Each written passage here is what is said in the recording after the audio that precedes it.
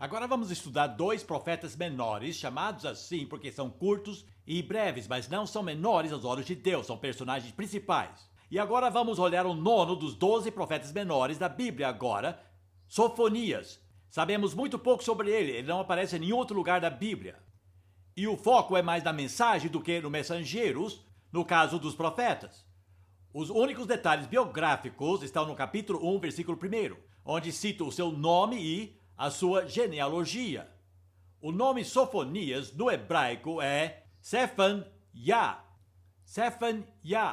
que quer dizer Deus escondido.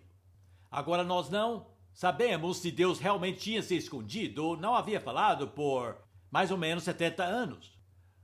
Ou pode quer dizer também que o próprio Sefaniah, ou Sofonias, havia sido escondido por Deus. Eu acho que essa é a explicação mais plausível para seu nome. E vou explicar dentro de um minuto. Mas a sua genealogia é interessante. Ele é o único profeta para o qual temos os nomes de seus ancestrais por 4 gerações. Temos o seu pai, o seu avô, seu bisavô e seu tataravô. E ao voltarmos por 4 gerações, vemos que ele é parente do rei Ezequias. Portanto, tem sangue real. É um descendente do rei Ezequias, que foi o último bom rei das 2 tribos do sul. A essa altura não havia mais as 10 tribos do norte. Foram levados para a Síria. E as 2 tribos do sul estão bem perto de sofrerem a mesma sorte, se não aprenderem a lição do que aconteceu com as outras 10 tribos. E Ezequias era o último bom rei, era um homem segundo o coração de Deus, fazia o que era reto aos olhos do Senhor. Ele temia a Deus e se humilhou na presença de Deus. São as características de um bom rei. Agora, o que aconteceu depois de Ezequias? A resposta é alguns reis muito iníquos. E o homem que seguiu Ezequias foi totalmente o contrário. Ele foi um rei muito iníquo. Se chamava Manassés. E é tão terrível que não dá para ler. Ele construiu todos os altares pagãos dos lugares altos. Ele reconstruiu todos aqueles horríveis símbolos fálicos e os postes ídolos. E encorajou o povo a voltarem aos cultos de fertilidade, com todas as suas atividades sexuais. Introduziu a adoração a Moloque. E também introduziu o sacrifício de crianças. E matou os próprios filhos em sacrifícios. Ele ofereceu estes meninos ao deus Moloque, num vale chamado Inom, ou Gehenna, um vale ao sul de Jerusalém. E Jeremias amaldiçoou aquele vale. E depois Jesus usou como a figura do inferno. Se tornou um depósito de lixo e de esgoto. Foi o que o vale de Gehenna se tornou. E durante todos os anos, os primeiros anos do reinado de Manassés, houve um profeta chamado Isaías que profetizou contra isso. E sabe o que Manassés fez primeiro? Ele proibiu que Isaías pregasse. Daí Isaías começou a escrever suas profecias. E circulava em forma escrita. E assim temos o livro do profeta Isaías. E ao ouvir isso, Manassés ficou tão furioso, ordenou que amarrassem o profeta Isaías e o colocassem dentro de um tronco oco de uma árvore. E depois ordenou que serrassem aquela árvore ao meio. E foi assim que Isaías morreu, literalmente foi serrado ao meio. Ele é mencionado em Hebreus capítulo 11, onde há uma frase, alguns foram serrados ao meio. É uma referência direta de como Isaías veio a perecer nas mãos desse rei bem horrível. Depois com Assurbanipal, conquistaram Sebe e o norte do Egito. Então a essa altura era um império bem poderoso. E depois vieram 2 pequenos profetas. Não falaremos sobre Sofonias, mas eu vou ler o que ele disse sobre Nínive. Sofonias disse o seguinte. Ele disse, Deus destruirá a Assíria, deixando a sua capital Nínive totalmente em ruínas, tão seca como o deserto. A cidade, outrora orgulhosa, se tornará pasto de rebanhos e uma habitação para todo tipo de animais selvagens. Até a coruja do deserto e o mocho se empoleirarão entre as ruínas de seus palácios. Seus gritos ecoarão pelas janelas. Haverá entulho em todas as suas entradas. E todas as suas vigas de cedro ficarão expostas ao vento e à chuva. Foi o que Sofonias disse, entre outras coisas.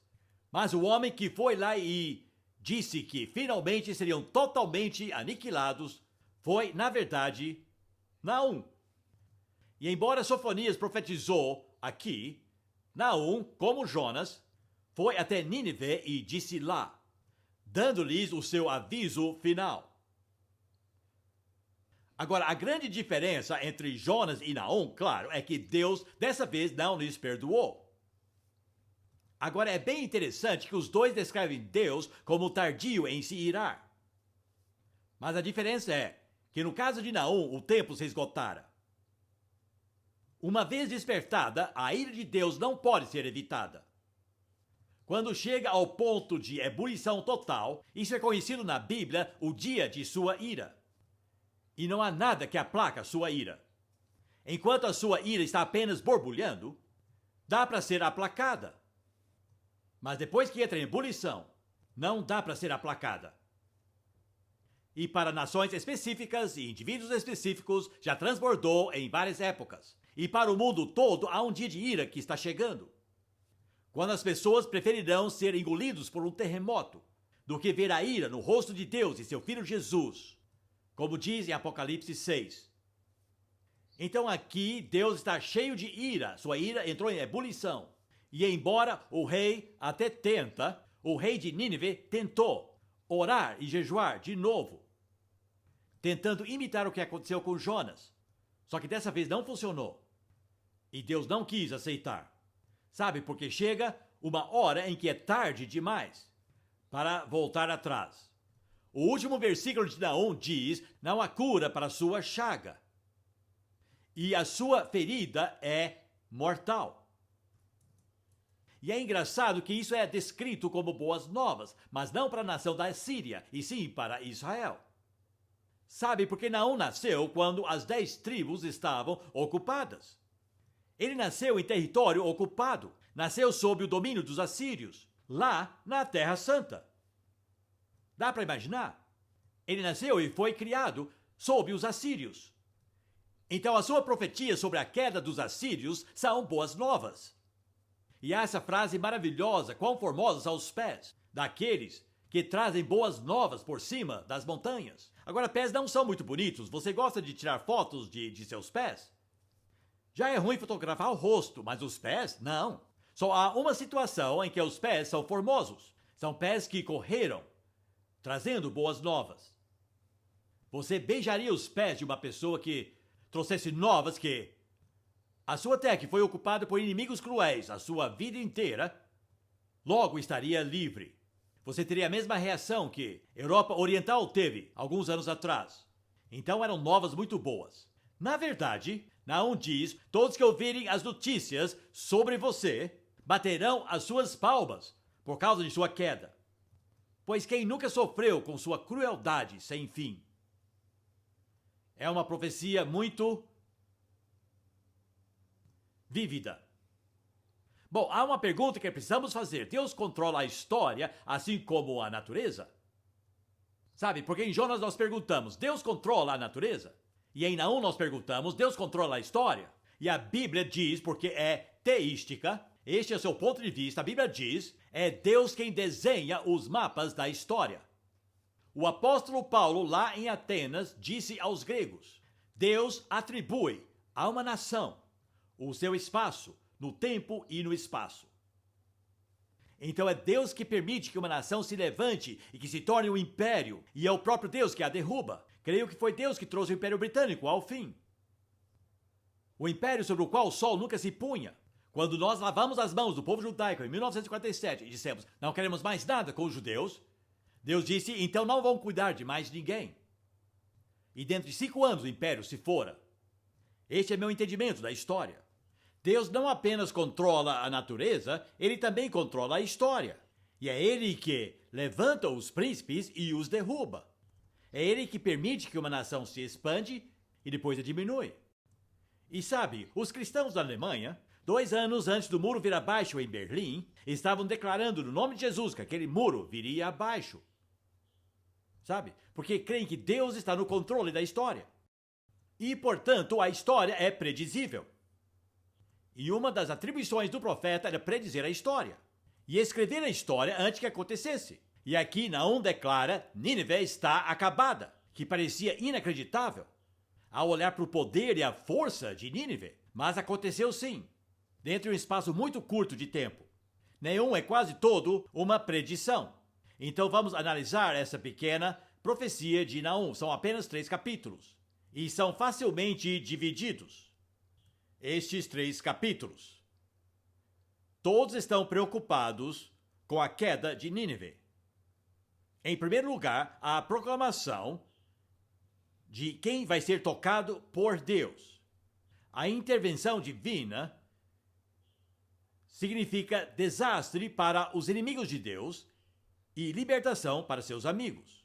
Quando Deus intervém, sempre tem um caráter duplo. Quando Deus age na história, significa desastre para todos os seus inimigos, aqueles que desafiam a Deus e que confiam em si mesmos. Estes são os inimigos de Deus. Confiam na sua própria força, desafiam a Deus e quando Deus age, hão de enfrentar desastre. E isso se explica, como Naum deixa bem claro, que um dos lados do caráter de Deus é que ele é um Deus ciumento. Agora, ele não é invejoso. Deus não tem inveja de ninguém por nada, já que tudo pertence a ele. Como eu gosto do Salmo 50, onde diz, Deus diz, se eu tivesse fome, eu não te falaria. Sabe, isso nos dá uma boa percepção da suficiência do nosso Deus. E daí continua, o gado em 1000 colinas pertence a mim. O ouro e a prata são meus, mas começa dizendo, se eu tivesse fome, não te diria. Simplesmente me serviria daquilo que é meu. Sabe? Mas Deus é sim ciumento, isso é bem diferente. Ser invejoso é querer algo que outra pessoa tem. Ciúme é quando você quer proteger algo que alguém quer tomar de você. Estão entendendo? Você pode ter inveja da esposa de outro homem, mas você tem ciúme da sua. E Deus tem ciúme de seu nome. Ele tem ciúme de sua reputação. Ele tem ciúme de seu povo. Ele tem ciúme de seu mundo. Deus diz, é meu nome, é minha reputação, é meu mundo. E não vou permitir que as pessoas se comportem assim no meu mundo. Isso é ciúmes. E o ciúme leva sempre à vingança. É uma outra palavra que aparece em Naum. Temos que nos lembrar que Deus é um Deus de vingança, porque é um Deus ciumento. Não é um Deus de vingança maliciosa, mas de vingança justa. E é por isso que somos exortados na Bíblia, nunca paguem o mal com o mal. Deixe nas mãos dele. A vingança pertence a mim, diz o Senhor. Sabe? Será quando foi que você ouviu um sermão sobre a vingança de Deus ou ciúme de Deus? Mas faz parte de seu caráter, porque ele é um Deus santo. E Naum fala aqui quase exclusivamente da vingança de Deus e no seu ciúme, contra os que o desafiam e confiam em si mesmos. Mas aqueles que confiaram em Deus durante todas aquelas atrocidades dos assírios e criam que um dia Deus resolveria tudo isso, estes seriam libertos. Então eram boas novas. O primeiro capítulo é uma poesia acróstica. Isso significa que cada versículo começa com a próxima letra do alfabeto. Se pudesse ler no hebraico, é uma poesia muito bem elaborada. E facilmente lembrada porque cada frase começa com a próxima letra do alfabeto. Uma poesia acróstica é uma forma de ajudar as pessoas a se lembrarem do conteúdo. Claro que ele não fez isso para ajudar os ninivitas, mas foi para que o seu povo de Israel pudesse lembrar-se de tudo. Eram boas novas para eles. Guarde isso no seu coração. Lembre-se de tudo. Repita para si mesmo e conte para os seus filhos. Nínive está acabada, porque Deus tem zelo de seu nome. Isso é o capítulo 1. E ele intercala no capítulo 1 uma frase para Nínive e uma frase para Israel. Destruição para Nínive, boas novas para Israel. Destruição para Nínive, boas novas para Israel. Uma forma literária bem elaborada. Esses profetas sabiam trabalhar com palavras, pela inspiração do Espírito Santo de uma forma memorável. Depois temos o capítulo número 2. E se por um lado o capítulo número 1 é uma proclamação que Nínive haveria de cair, o capítulo 2 é uma descrição de como aconteceria. E é absolutamente impressionante nos seus detalhes. Eu estava assistindo o noticiário quando o primeiro repórter da CBN em Bagdade disse que as primeiras bombas estavam caindo. Viram aquela cena memorável? Como a televisão é maravilhosa, dá para ver uma guerra quando começa agora. Incrível, foi a primeira vez que isso aconteceu. Milhões ao redor do mundo chegaram a ver o início das hostilidades. Mas Naum viu a guerra começar antes de acontecer. E descreve tudo como um repórter de televisão, como se estivesse desenrolando perante ele. Mas nem tinha acontecido ainda. Mas os detalhes são impressionantemente vívidos. É cheio de sentimentos poéticos, é realmente bem memorável. E, na verdade, quando eu leio esse livro, eu sempre me lembro de Alfred Lloyd Tennyson. E nós celebramos o centenário de sua morte o ano passado. Vocês se lembram? Meia légua pra frente. Todos no Vale da Morte cavalgaram os 600. Canões à sua direita, canões à sua esquerda, canões à sua frente, sempre trovejando. Aprenderam isso na escola? Sabe, eles não ensinam mais essas coisas na escola hoje em dia. Muito bem, vou ler um pouco de Naum, para vocês verem o que eu estou falando. Nínive, você está acabada. Já estão cercados pelos exércitos do inimigo. Toque o alarme, guarde a fortaleza, vigie a estrada. Prepare a resistência, reúna todas as suas forças. Embora os saqueadores tenham devastado e destruído a terra do povo de Deus, mas o Senhor, com certeza, restaurará o esplendor de Israel. Os soldados inimigos carregam escudos vermelhos e os seus uniformes são vermelhos também. Eles se preparam para atacar Nínive, os seus carros de guerra brilham como fogo e os cavalos estão impacientes. Os carros de guerra correm rápidos pelas ruas e cruzam as praças em todas as direções. O comandante inimigo dá ordem aos seus oficiais. Eles correm até a muralha e na sua corrida empurram uns aos outros. Mas é tarde demais.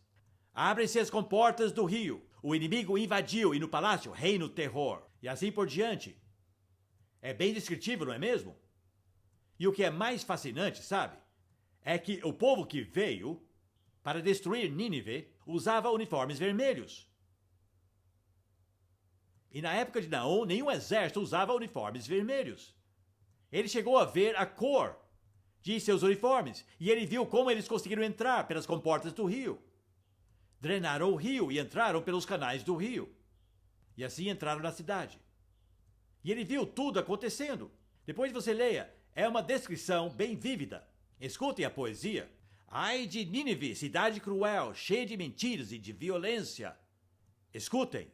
Escuto o estalo dos chicotes e o barulho das rodas que vêm atacar. Aí vem os cavalos galopando, os carros de guerra vêm correndo. Os cavaleiros atacam com espadas brilhantes e lanças reluzentes. Mortos por toda parte, milhares de cadáveres. Os soldados tropeçam nos corpos dos mortos, mortos por todos os lados. Nínive, a prostituta, está sendo castigada, a cidade cruel. Tudo isso porque Nínive se vendeu para os inimigos do Senhor Deus. Estilo vívido. Imaginem só Naum pregando isso. E ele viu tudo isso acontecendo. Vívido, isso foi capítulo 2. E ele descreve em primeiro lugar um dia de saques. Ele vê a cidade saqueada, todos os objetos de valor levados. Todos os tesouros se foram. E depois ele diz, eu vejo um covil de leões. Mas os leões estão fracos e morrendo. Lembra quando disseram que Grã-Bretanha era um leão desdentado? É isso que ele está falando de Nínive. Agora, isso é muito significativo porque o leão era o símbolo da Assíria. Eles se consideravam leões, mas agora viraram leões desdentados ou tigres de papel. Não representam mais uma ameaça, eles mesmos estão aterrorizados. Há uma certa justiça poética nisso tudo. E depois, no capítulo 3, é mais uma explicação do que uma descrição. Por quê? Sabe, em primeiro lugar, ele proclama que Deus irá intervir a favor de seus amigos e contra seus inimigos. Depois vem a descrição, como isso aconteceria, com uma invasão de uma força maior, entrando na cidade e conquistando esse covil de leões. Mas depois vem uma explicação. Por que isso está acontecendo? E a resposta é por causa da completa desumanidade da Assíria. Como eles não conheciam os 10 mandamentos, Deus não os julgou por quebrarem os 10 mandamentos. Quando Deus manda um profeta para pronunciar juízo contra um povo que não é o povo de Deus, ele nunca cita os 10 mandamentos. Veremos isso em Amós. Eles são condenados pela desumanidade. Porque todo ser humano sabe que devemos ser gentis e não cruéis. Quem nunca ouviu dos 10 mandamentos sabe que é errado ser desumano e cruel e torturar as pessoas. Todos sabem disso. Portanto, Deus julga as pessoas pelo que eles sabem. É o princípio que percorre todas as Escrituras. Uma pessoa que não conhece os 10 mandamentos não será julgada por quebrar os 10 mandamentos. Uma pessoa que nunca ouviu falar de Jesus Cristo não será julgada por não conhecer Jesus Cristo. Mas todo ser humano tem um pouco de conhecimento de Deus, pela natureza fora deles e pela consciência dentro deles. E Deus julgará todas as pessoas pelo que as suas consciências conheciam. E todos sabem que não podemos ser desumanos. Não sabemos. O documento das Nações Unidas, o 144, a Declaração dos Direitos Humanos. Não foram os cristãos que a escreveram. Todos conhecem os direitos humanos. E foi pelo completo desrespeito aos direitos humanos que isso aconteceu com eles. Eles conquistavam à força. Foi assim que se expandiam, era bem fulminante. Pegavam seus carros e atropelavam o país, matavam todos os habitantes e dominavam pela força. Deus pode lhe dar mais território sem ser necessário conquistá-lo à força. Há o jeito certo de expandir e o jeito errado. Mas a outra coisa que ele menciona especificamente é que foram corrompidos pelas finanças. Ele ressalta isso, que ao se tornarem ricos, se corromperam. E a propina era bem comum. E foram essas duas coisas que, segundo Naum, eles sabiam que eram erradas. E por isso Deus estava os destruindo. E eu acho essas duas coisas bem impressionantes, porque são coisas bem comuns no nosso mundo hoje em dia. E todos sabem que são erradas. Graças a Deus vivemos num país onde a propina ainda não é muito comum, mas está se piorando. Está piorando mesmo. Quando você vai a um país e não consegue a carteira de motorista ou identidade sem pagar propina a todos os diversos escalões, sabe? Você fica feliz quando volta para cá. Quem viaja sabe muito bem disso. Mas aqui na Síria era assim. Conquistavam pela força e eram corrompidos pelas finanças. Então Naum diz, ai da cidade sanguinária. A palavra ai, infelizmente, perdeu seu sentido para nós hoje. É uma maldição. É uma palavra terrível. Nunca use essa palavra. Infelizmente, muitas vezes ouvimos um pai dizer ao filho, ai de você se fizer isso de novo. Nunca diga isso ao seu filho, você está amaldiçoando-o. Lembre-se, se você for ao Mar da Galileia hoje, você diz, que lugar lindo. Alguém estava descrevendo hoje de manhã, é um lugar muito lindo e todos gostam de ir para lá. Mas é completamente diferente do que era nos dias de Jesus.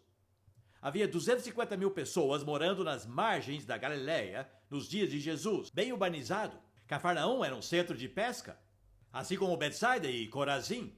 Onde elas estão hoje? Porque os turistas que vão para lá hoje têm que ficar na cidade de Tiberíades, a única cidade nas margens da Galileia. Vou lhes dizer por quê. Jesus amaldiçoou todas as outras cidades. Ele disse, ai de ti, Cafarnaum. Ai de ti, Betsaida. Ai de ti, Corazim. Se as obras poderosas que foram feitas em vocês tivessem sido feitas em Tiro e Sidom, eles teriam arrependido. A única cidade que não amaldiçoou foi Tiberíades. Nunca disse ai de ti, Tiberíades. E como consequência ainda existe. Mas as outras cidades desapareceram. Só sobraram algumas pedras. Ai de ti. Ai da cidade sanguinária.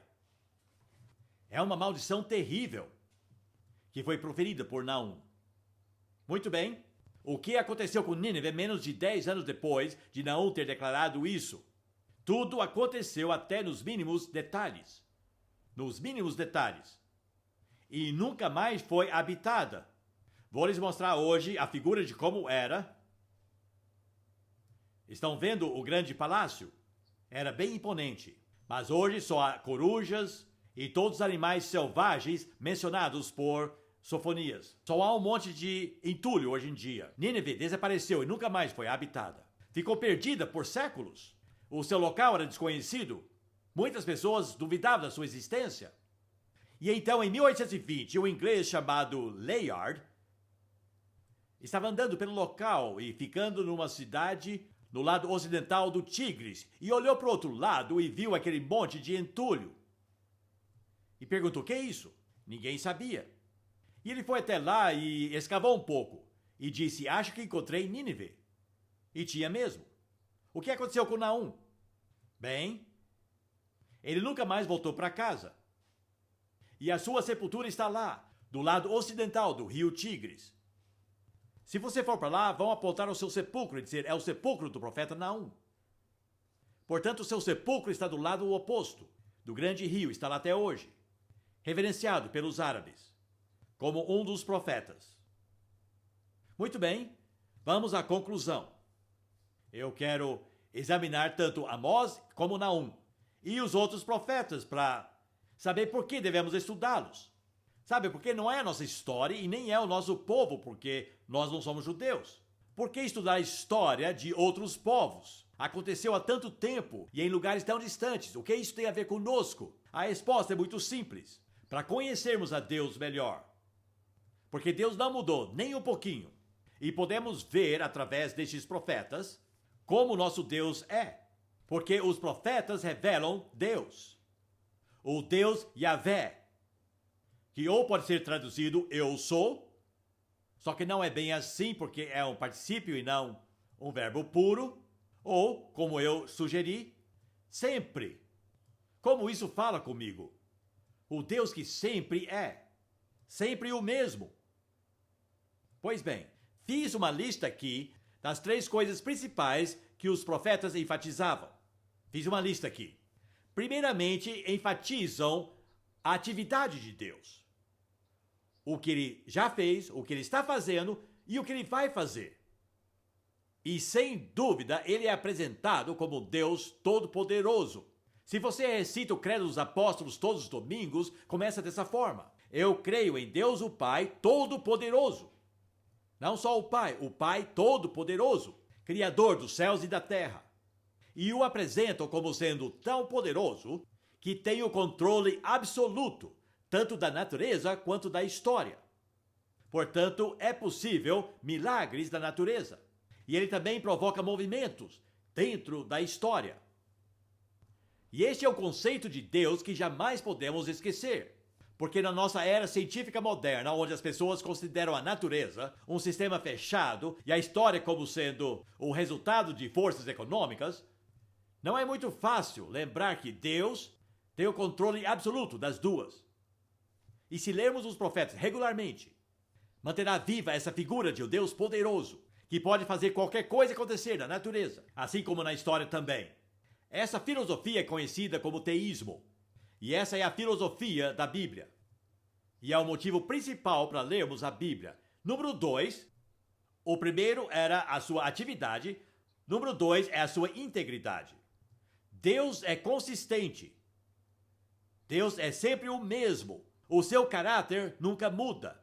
E Deus é uma combinação singular de justiça e misericórdia. E se você enfatizar uma dessas coisas mais do que a outra, a sua visão de Deus será desequilibrada. Se você só pensa da justiça de Deus, a sua visão de Deus é muito dura. Mas se você só pensa da misericórdia, a sua visão é muito mole. Ou você terá temor sem amor, ou você terá amor sem temor. E precisamos das duas. E os profetas são maravilhosamente equilibrados.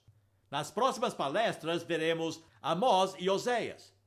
Bom, um dos profetas que mais enfatizou a justiça de Deus é Amós. E o profeta que enfatizou a sua misericórdia foi Oséias. E Deus enviou os 2 homens ao mesmo lugar, na mesma época, com 2 mensagens diferentes, para manter o equilíbrio. A justiça quer dizer que ele precisa castigar o pecado. E a misericórdia significa que ele anseia em perdoar o pecado. Estão vendo a tensão ali?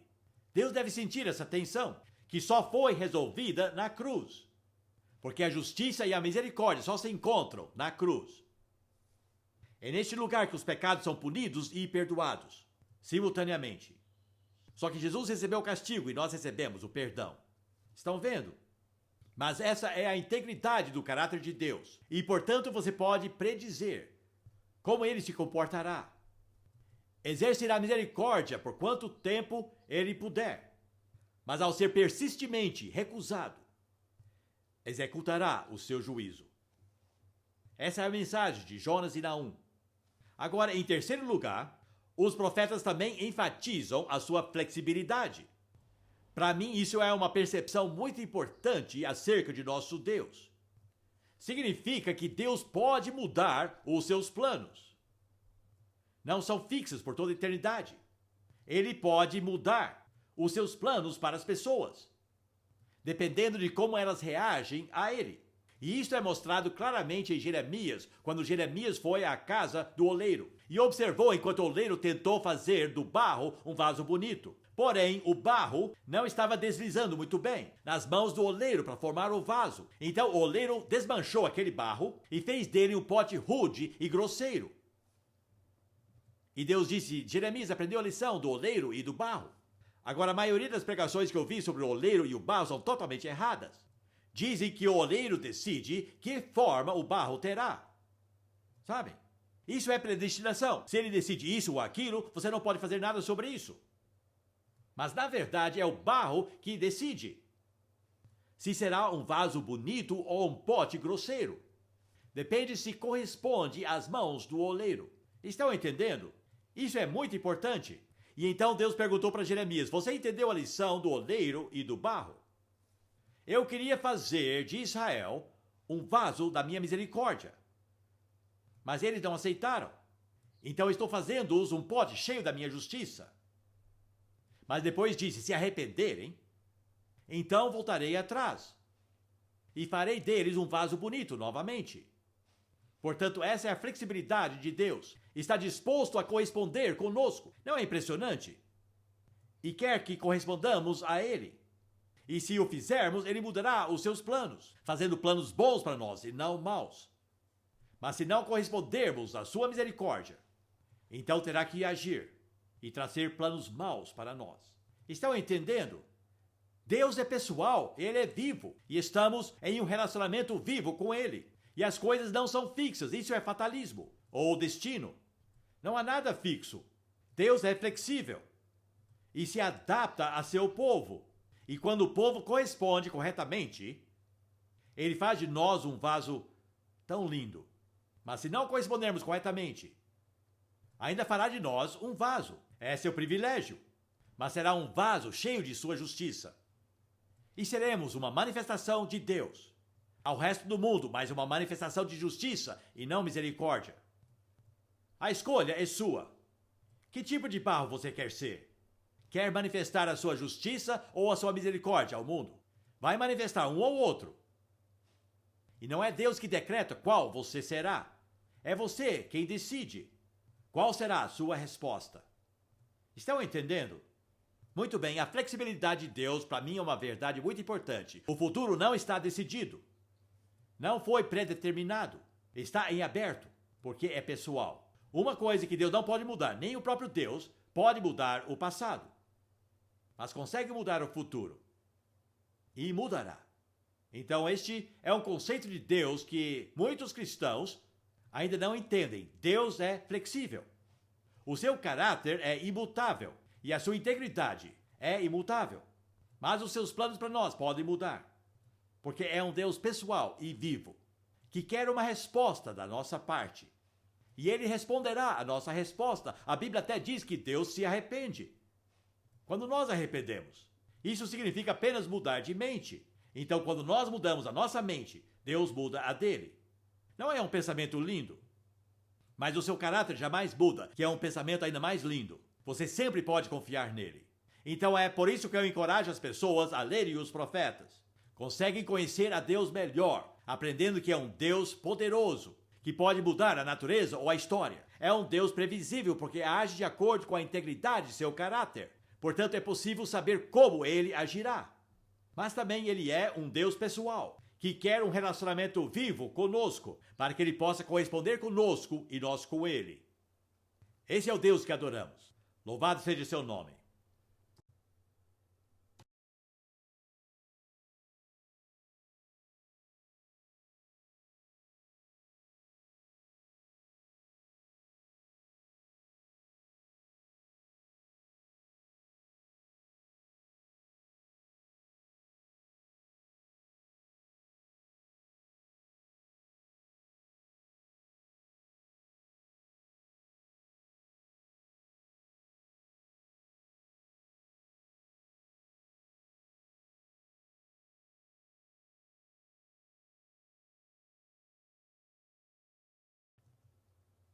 Há uma pequena poesia alemã que, traduzida para o português, é mais ou menos assim: os moinhos de Deus trabalham lentamente, mas moem bem miudinho. Deus, com paciência, fica esperando, e com exatidão, ele mói tudo. Chega uma hora quando a paciência de Deus se esgota. Ele é muito paciente e muito misericordioso. Mas chega uma hora que Deus diz, basta. Essa é a mensagem dos profetas. Jonas simplesmente não entendeu o período. Ainda era a época de Deus ser misericordioso e paciente com Nínive. Porém, Jonas não entendeu assim. Mas com Naum, 150 anos depois, a época chegou. Naum foi enviado com a mesma mensagem de destruição. Só que desta vez não havia esperança. Desta vez não havia jeito de responder positivamente. Sabe, o extremo oposto é que Deus nunca se irará, nunca punirá, nunca destruirá ou aniquilará uma cidade ou nação. Mas Deus se ira e castiga. Muitas vezes é tardio em se irar. Mas isso não significa que ele nunca ficará irado. Na verdade, a ira de Deus é como uma panela de leite no fogão. Fica ali fervilhando por muito tempo e de repente transborda. E quem está vigiando verá que está fervilhando. A sua ira está fervilhando aqui nessa nação. Quem tiver os olhos abertos verá isso. E quando transbordará? Essa é a pergunta. Pessoas que não vigiam não percebem quando está fervilhando e de repente o leite transborda. E as pessoas correm da sala até a cozinha. O leite está transbordando, mas quem vigia não é pego de surpresa. Muito bem, 150 anos depois temos Naum. Agora eu vou dar um pouco de contexto aqui. Ele veio do norte, como eu já lhes falei. Temos que nos lembrar que depois que Salomão